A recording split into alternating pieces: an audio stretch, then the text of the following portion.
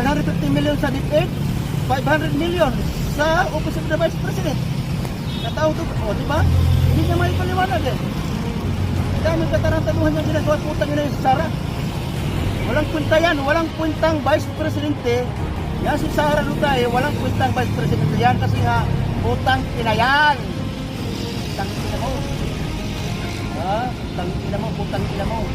Wala kang kwentang Vice Presidente Sara Lutay. Huwag mo lang hintayin na ma-impeach ka putang ina ka. Mabuti pa, umuwi ka na doon sa inyo.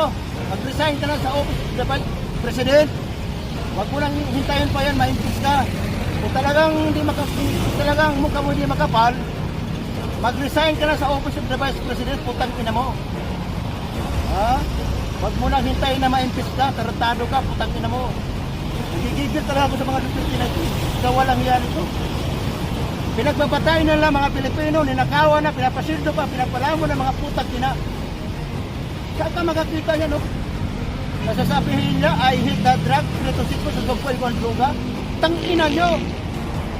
3-6 mo, susugpoy ng droga. Paano masugpo ang droga? Mismo si Duterte, ang drug lord sa Republika ng Pilipinas. Lord over drug lord in Southern Mindanao. Itong si Rodrigo Duterte, kasi nga putang ina ka, Duterte ka. Mga putang ina kayo, si Bastel, si Pulong, si Sara, mga putang ina yan. Pamilyang putang ina yan, na mga Duterte, pamilyang putang ina yan. Ayos na yan. Walang mga hiya putang ina yan. Kaya kung ako mabibilhin, bibibim ako. Naniniligan ako. Gusto ko matapos hanggang 2020 si bibibim. 20? 2028. 28? Oo. Gusto ko matapos ang termino na bibibim. Eh balita natin ang mga loyalista maraming nananawagan na maging kumbaga i-extend pa ng kahit 6 years ulit. Pabor ba kayo doon? Kung para sa akin wala namang problema yan kasi sa atin maganda naman ang nagawa ni BBM ngayon. Pinipilit, mas maganda pa kasi BBM na lang para wala nang ano, di ba? Wow. Para lalo mangisay yung mga didilis eh. So ibig sabihin parang gusto mo na maging prime minister siya, na siya na lang talaga. Kasi si BBM maganda naman ang nagawa eh. Nakita mo naman, wala namang kaguluhan.